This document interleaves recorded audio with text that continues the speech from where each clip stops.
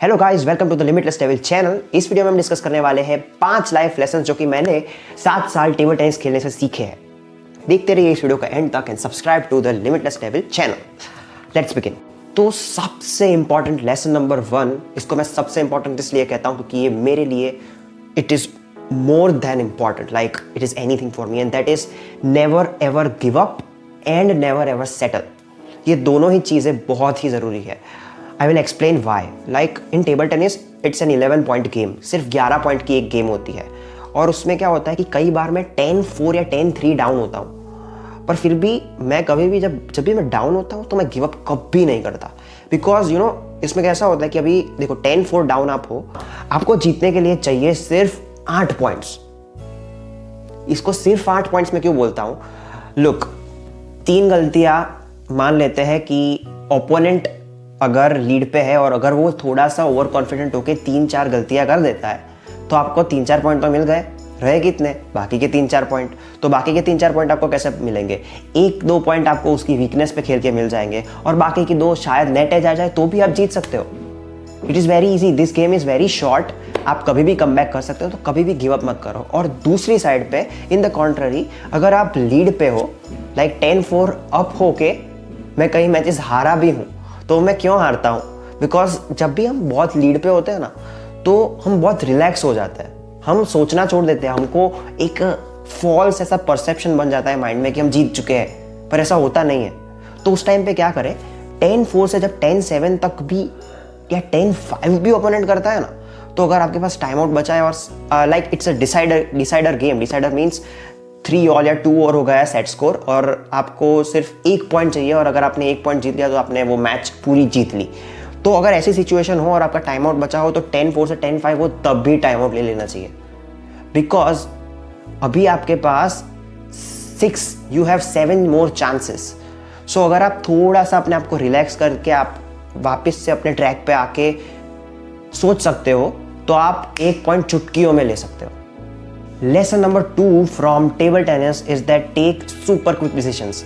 सो ये जो table tennis की गेम होती है ना, उसमें हमें 1 पॉइंट से दूसरे पॉइंट के बीच में सिर्फ अराउंड अबाउट 30 सेकेंड्स का टाइम मिलता है और उसमें हमें प्लान करना होता है कि हमारी क्या गलती हुई, हमें क्या सुधारना चाहिए और फिर अभी इस पॉइंट पे हमें क्या करना है।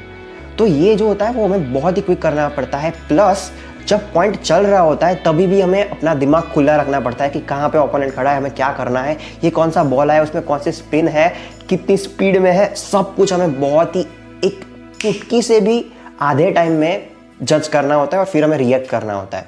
So it's not easy but it is teaching me. जितना मैं खेलता जा रहा हूँ इट टीचेज मी कि डिसीजंस जो होते हैं ना, लाइफ में भी और गेम में भी, जितना हो सके उतना क्विक लो। गलत हो तो कोई बात नहीं, गलती से ही तो सीखते हैं। सो अब बात करते हैं लेसन नंबर 3।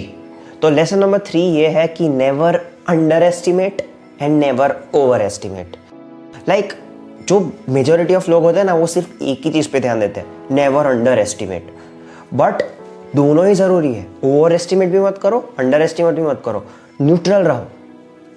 जिस तरीके से सोचा जाता है उसी तरीके से सोचो ना, क्यों किसी भी एक्सट्रीम में जाकर के फंसना है। तो इससे मैं क्या कहना चाहता हूँ कि कई बार ऐसा होता है कि हमारा जो ओपोनेंट होता है वो हमसे नीचे लेवल का होता है। नीचे लेवल खाली कहने के लिए, बाकी ऐसा नीचे ऊंचे कोई लेवल नहीं होता है। It's all in your mind.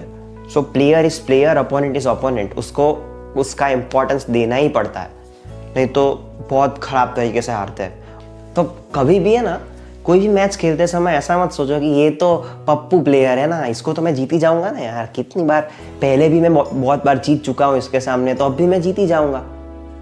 जो आपके सामने हारा हुआ प्लेयर है वो दूसरी बार आपके साथ हारने के लिए नहीं आ रहा है, वो उसने अपनी स्ट्रेटेजी बना ली है ऑलरेडी।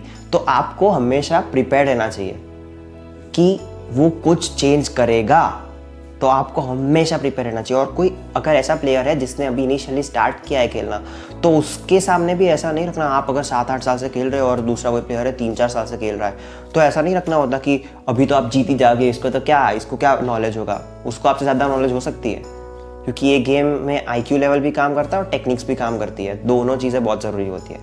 तो अंडर एस्टिमेट मत करो और दूसरी बात ओवर एस्टिमेट मत करो। कई बार ऐसे प्लेयर्स होते हैं जो नेशनल लेवल के या तो इंटरनेशनल लेवल के प्लेयर्स होते हैं, तो बहुत ही ऐसा खेलने से पहले ही हमें ऐसा हो जाता है कि इससे तो कैसे जीत पाएंगे, बट ऐसा नहीं होता है। ये 11 पॉइंट्स की गेम है एज आई सेड अर्लियर। तो अगर वो दिन उसकी जो गेम है वो अच्छी नहीं कर, very very important then winning, because ultimately learning is going to make you win.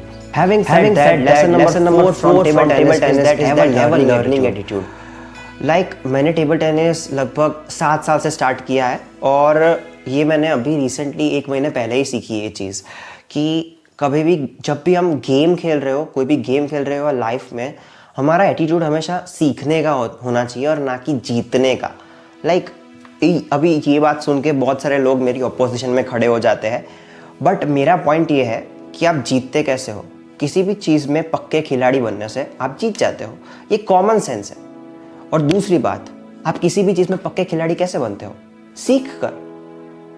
So ultimately अगर आपने ध्यान सीखने पे दिया, for example two player B, अब उन दोनों के बीच उनका लेवल सेम है, लाइक दोनों इक्वल प्लेयर्स है, इक्वल टाइम दिया है उन्होंने, tactics fairly they are same, but उनके जो इंटेंशन है वो ऐसे है इस प्लेयर ए को जीतना उसका फोकस ट्रॉफी पे, और प्लेयर बी उसका फोकस है सीखने पे, उसका फोकस है कि मैंने जो मेरा जो प्लान है उसको मैं इम्प्लीमेंट कैसे करूं।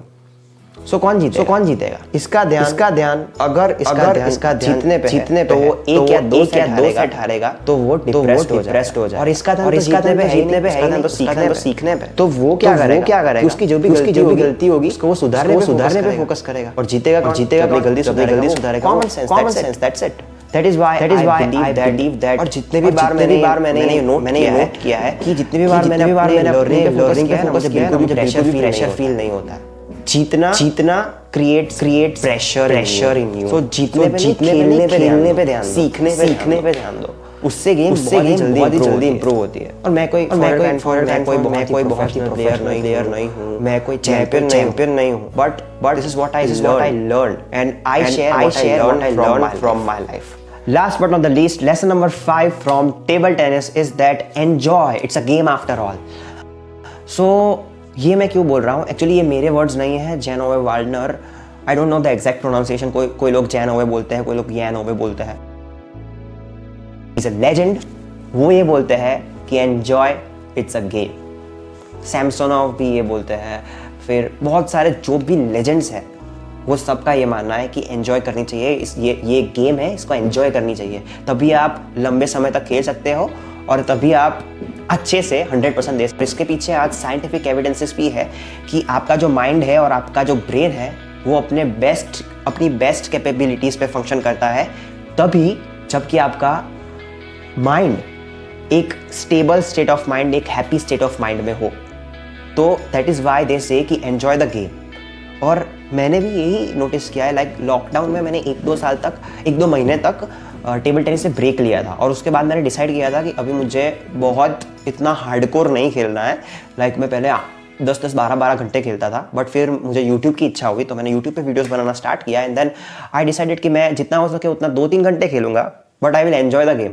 और मेरा जो गेम का जो पूरा लेवल है, मेरे ओपोनेंट मेरे जो फ्रेंड्स हैं जो टेबल टेनिस खेलते हैं मेरे साथ, उनको आई डोंट नो कि उनको गेम में कोई चेंजेस महसूस हुए हैं या नहीं, बट मुझे मेजर चेंजेस महसूस हुए हैं because I literally enjoy the game. मुझे फ़र्क ही नहीं पड़ता मैं हारूँ जीतूँ, भाड़ में जाए तेल लेने जाए, just enjoy the game and focus on learning, that's it. That is what my personal opinion is. अगर आपका कोई और ओपिनियन है तो go ahead, I don't have any problem. Thanks a lot for watching the video. Like, share and subscribe to the channel Limitless Devil. और अगर आपको कोई और टॉपिक्स पे भी वीडियोस चाहिए तो please tell me in the comment sections below. और मेरा इंस्टाग्राम है Limitless Devil, वहाँ पे मुझे DM भी कर सकते हो। थैंक्स अ लॉट, नमस्कार।